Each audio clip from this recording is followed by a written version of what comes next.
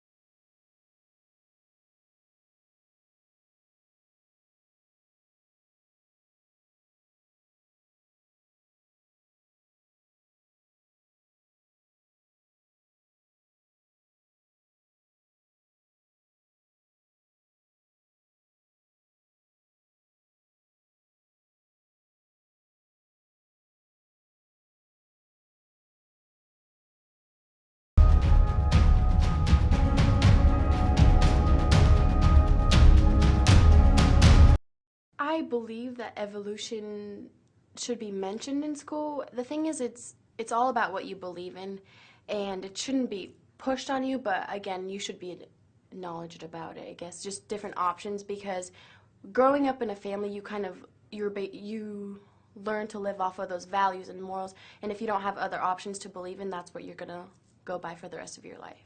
exterminating the lives of people that we think are lesser than ourselves, really? Does that have anything to do with Charles Darwin? The eugenics movement was grounded in Darwinian biology, and it goes back to Darwin's Descent of Man, where he basically, people need to understand that in Darwinian evolution, how did human beings get to be who they are? It's through this vigorous process of natural selection or survival of the fittest.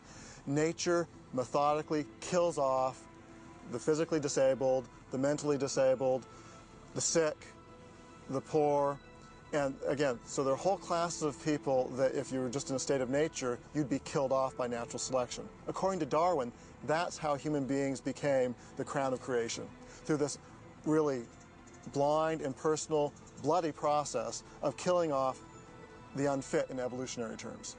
So, move us up to civilized society.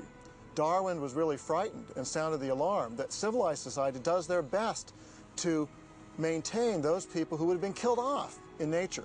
And so, as Darwin writes about, we're inoculating people against smallpox, we're helping the poor, we're helping the mentally disabled, we're saving the sick.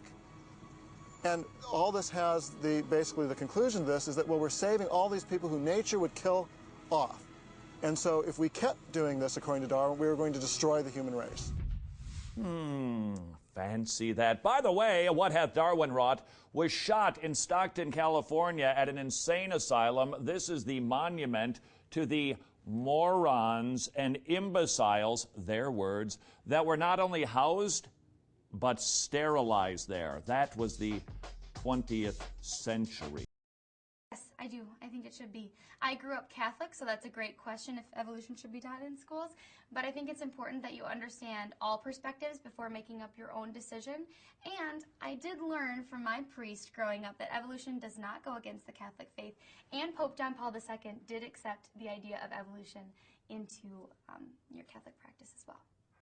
Eugenics, also known as social Darwinism, is a pseudoscience concerned with applying animal breeding practice to human beings.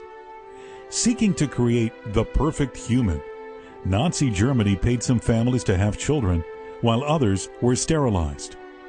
Eventually, those considered undesirable were sent to extermination camps, including gypsies, gays, the mentally handicapped, and millions of Jews. During this same time period, Margaret Sanger was championing eugenics in the United States. She believed that birth control, sterilization, and abortion would eliminate disease, crime, and poverty. In 1921, Sanger said, "The most urgent problem today is how to limit and discourage the over-fertility of the mentally and physically defective." With these ideals at heart, Sanger founded Planned Parenthood. The unveiling of the Nazi death camps at the close of World War II forced a change in language. Eugenics became cloaked in terms like social responsibility and overpopulation crisis. And the final solution was moved from killing adults to aborting babies. More than 42 million abortions are performed globally every year. Planned Parenthood is the world's largest abortion provider, and members of minority populations are disproportionately targeted. Consider the race demographics in the United States.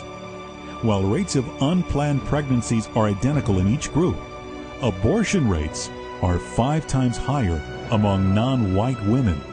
While social Darwinism is not solely responsible for the horrors of Auschwitz nor abortion, its emergence has allowed for some of the worst atrocities in human history.